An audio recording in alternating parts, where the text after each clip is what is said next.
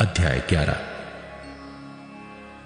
जब यीशु अपने 12 चेलों को आज्ञा दे चुका तो वो उनके नगरों में उपदेश और प्रचार करने को वहां से चला गया।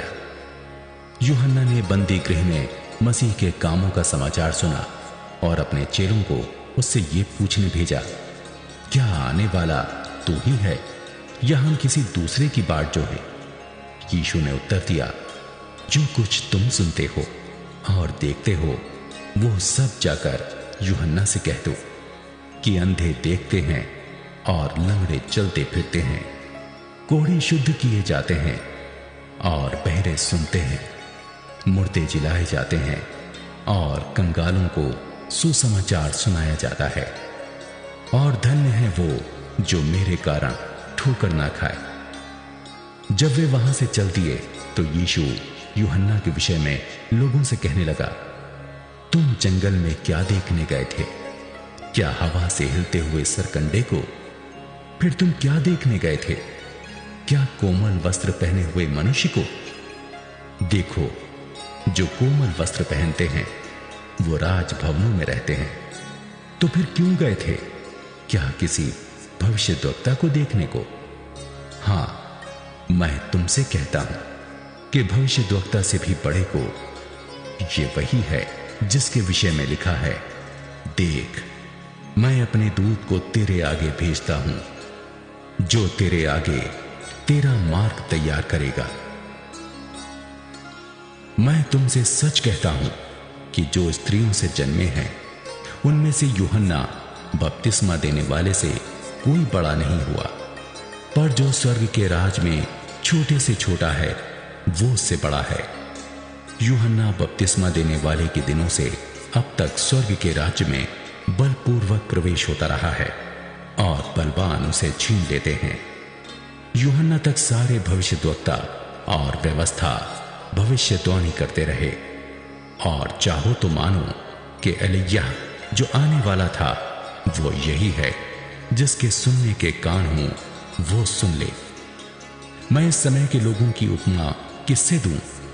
वे उन बालकों के समान हैं जो बाजारों में बैठे हुए एक दूसरे से पुकार कर कहते हैं, हमने तुम्हारे लिए बांसुरी बजाई और तुम ना नाचे, हमने विलाप किया और तुमने छाती नहीं पीटी।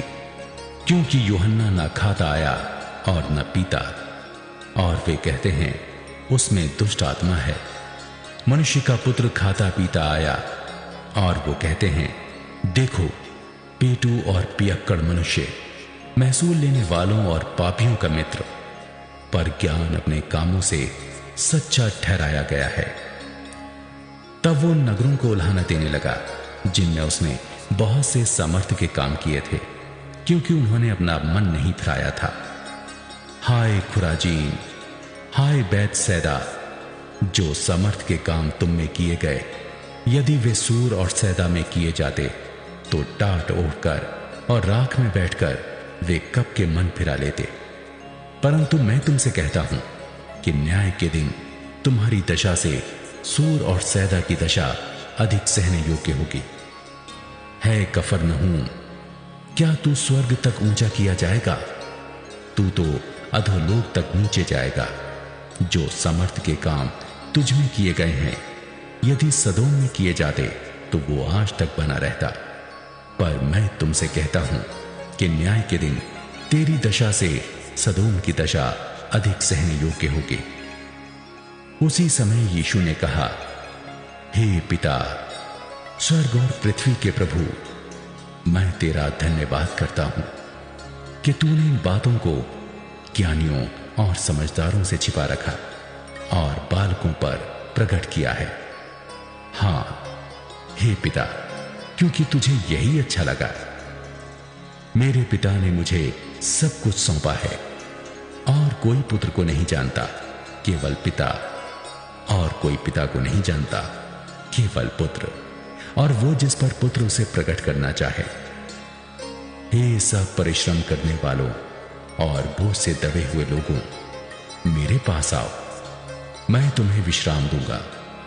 मेरा जुआ अपने ऊपर उठा लो और मुझसे सीखो, क्योंकि मैं नम्र और मन में दीन हूं, और तुम अपने मन में विश्राम पाओगे, क्योंकि मेरा जुआ सहज और मेरा बोझ हल्का है।